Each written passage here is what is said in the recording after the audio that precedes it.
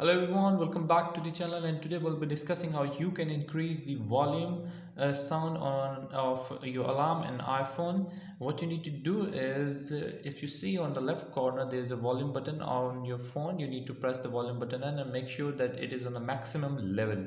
Another thing which you need to consider is you just need to go to the settings, and once you go to the setting you need to swipe up, and under sound and haptics you just need to tap on it and make sure that the ringtone alerts are on a maximum, and make sure that these two options are enabled.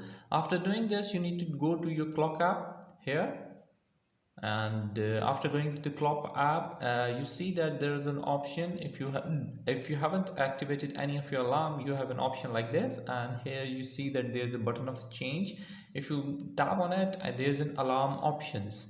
If you enable the alarm options, it will automatically ask you for the volume you want on your alarm. Okay, and from sound and haptics you can actually select any of your music or any of the sound for your alarm. Make sure you select a loud one, which helps you to get up, and that's how you can set up things or increase the volume of your alarm. I hope this video helped out in fixing the volume of your alarm and setting it up on the maximum level, which will help you to get up.